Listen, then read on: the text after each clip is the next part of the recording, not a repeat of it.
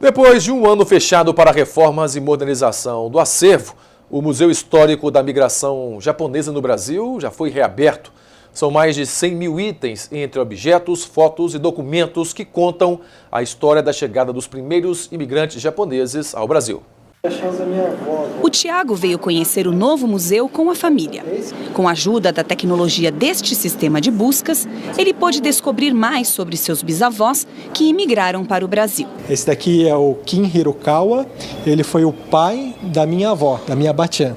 E esse daqui é o nome da família, Hirokawa, como se escreve em japonês, e o nome dele. É uma forma de recuperar um pouco da história da família, de pessoas que eu não cheguei a conhecer e de outras que eu conheci, mas pude conviver muito pouco. O museu, que fica na Liberdade, bairro oriental de São Paulo, recria as impressões que os imigrantes japoneses tiveram quando chegaram ao novo país, como os animais encontrados na mata. E como eles moravam e viviam nos primeiros dias na nova terra. Esta sala reúne objetos e documentos doados pelos imigrantes. O objetivo aqui é entender melhor que país é o Japão. Nós queríamos que nossos descendentes, netos e também todos os brasileiros, todos os visitantes soubessem de onde vieram os japoneses, que cultura, que história que eles têm para ter vindo aqui ao Brasil. O dia escolhido para o museu reabrir suas portas foi o último dia 30 de abril, mesma data em que Akihito abriu mão do trono e passou o poder a seu filho Naruhito. Uma exposição traz fotos das visitas ao Brasil do agora imperador emérito do Japão. O Guilherme mergulhou na história dos antepassados durante a visita que fez ao museu. Mesmo eles já tenham morrido, eles continuam sendo uma pessoa ainda especial. E uma campanha da Faculdade Zumbi dos Palmares quer corrigir a imagem de um dos maiores nomes da literatura brasileira. A foto clássica de Machado de Assis foi recriada para mostrar que o escritor era negro. Nunca lhe disse isto, mas já agora confio-lhe tudo.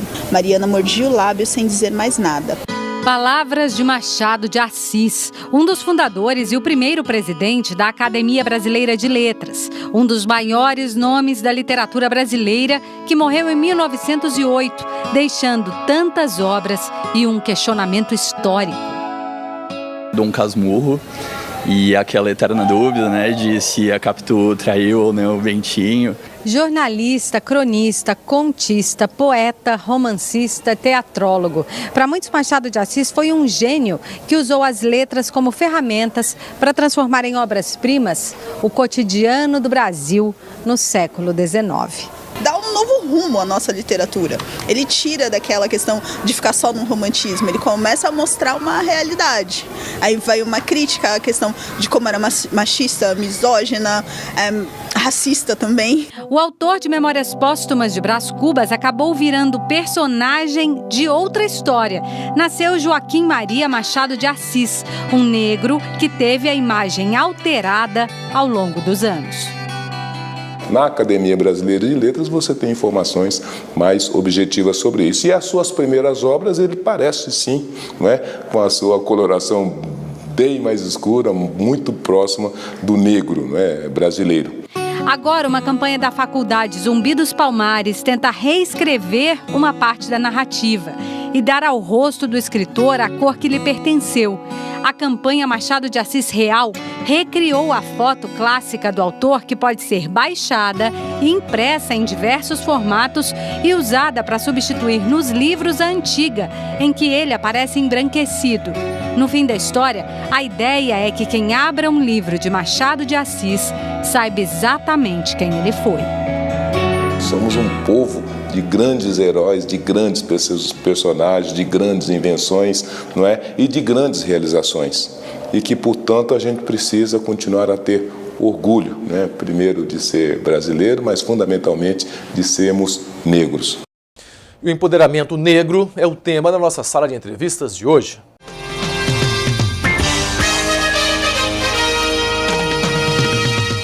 E a nossa sala de entrevistas de hoje veio até o Museu de Paracatu para conversar com a Lara. A Lara é professora e ativista do movimento negro. Nós vamos falar sobre resistência negra e a Lara nos procurou e nos contou que ela tem uma grande preocupação com os jovens negros paracatuenses. Lara, primeiramente, seja bem-vinda. Muito obrigada. E por que essa preocupação com os jovens negros paracatuenses? É um prazer, primeiramente, estar aqui falando com vocês, né, para a minha cidade.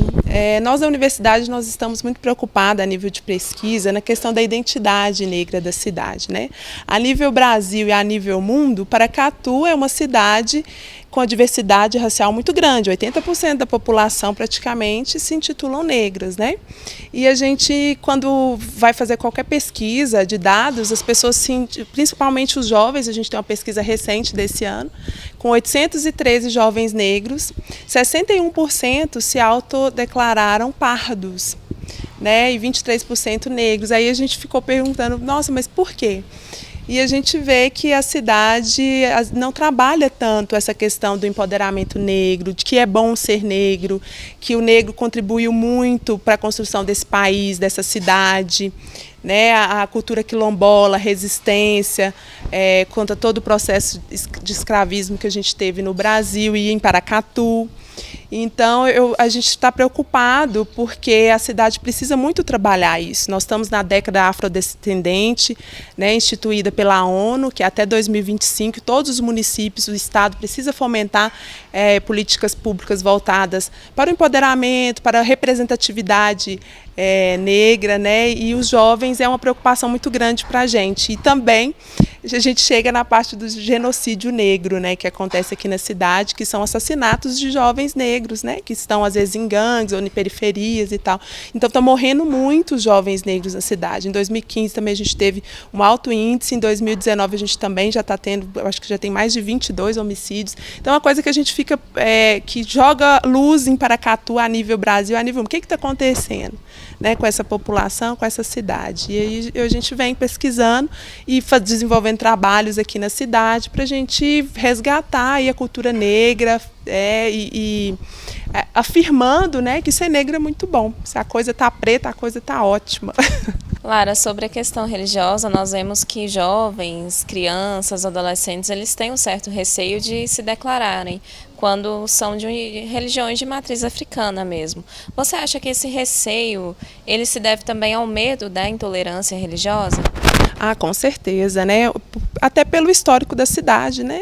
A intolerância religiosa se fez presente aqui há muito tempo, desde a época do candomblé, da resistência africana, dos quilombolas, e se faz até hoje. As pessoas têm muito medo de se autodeclararem que são bandistas, que são candomblecistas, a nível Brasil, né? E Paracatu também, né? A gente percebe muito isso, a gente tem um número expressivo de centros, igrejas de candomblé, de umbanda, na verdade, no município, mas a gente, quando você pega a pesquisa, né, do IBGE que a gente analisa, é 3%.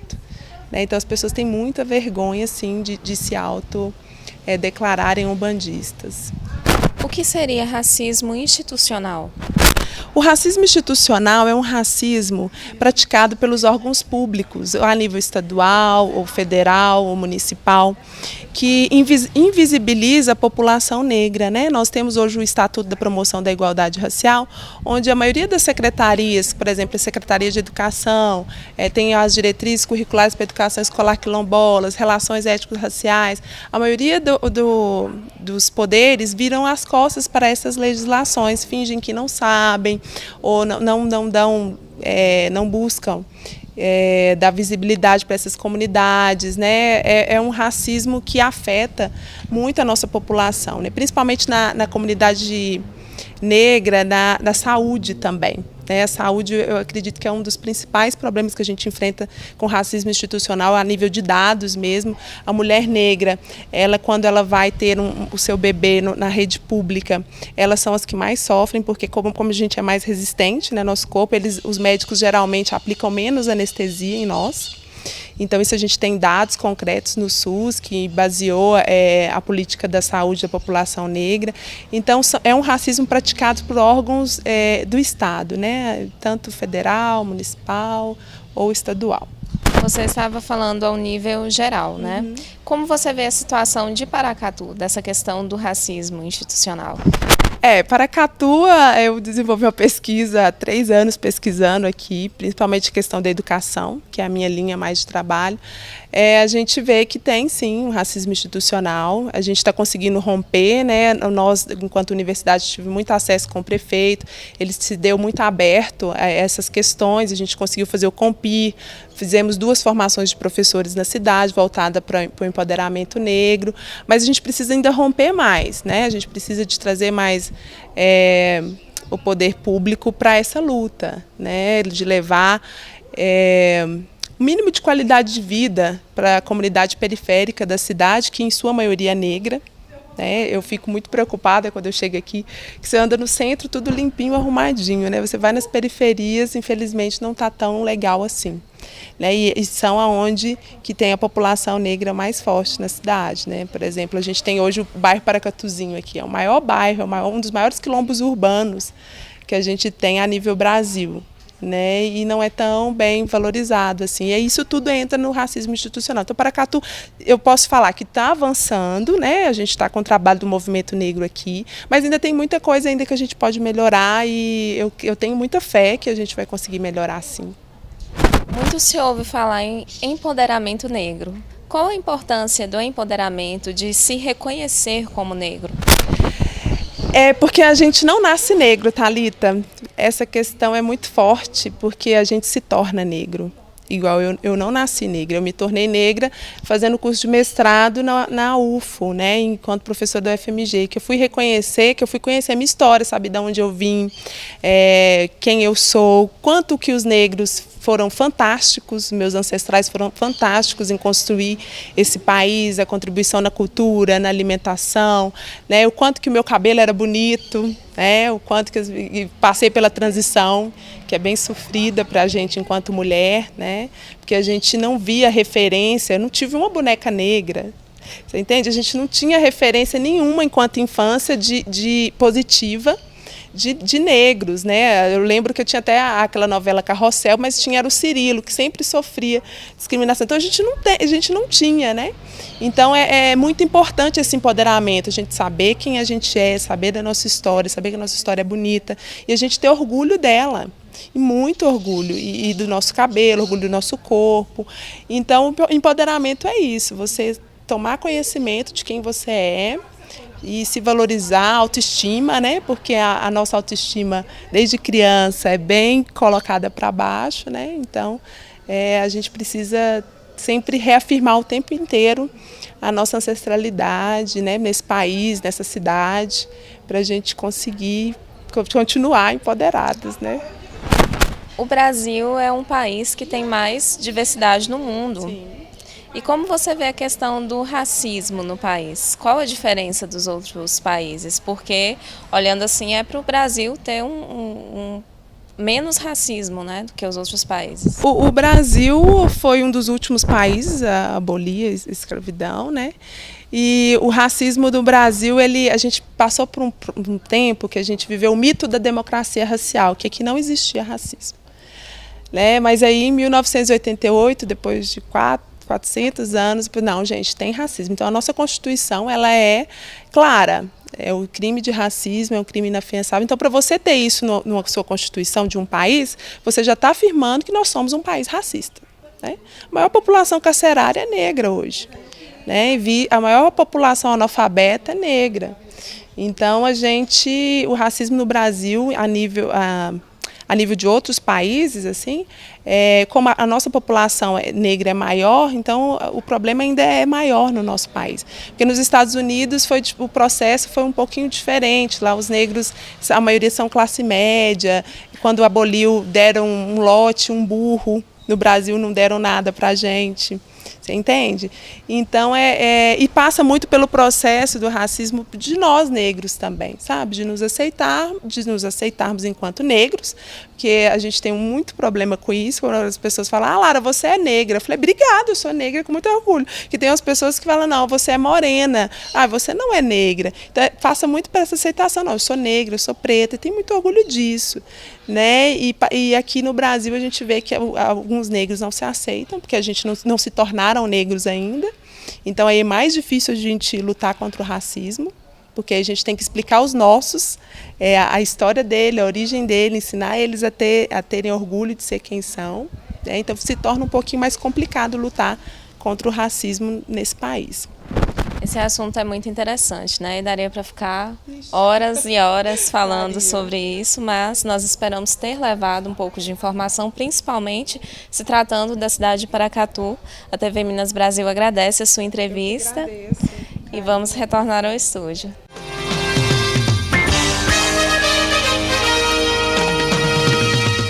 E o Minas Brasil Notícias de hoje termina aqui. Mais informações e essa edição reveja no nosso portal mbnews.tv.br. Acompanhe também a nossa programação no Facebook MB News e no YouTube no canal Jornalismo Paracatu. Mais notícias nessa terça-feira no Jornal da Manhã com Lilian Derquia. Uma boa noite para você e até o nosso próximo encontro.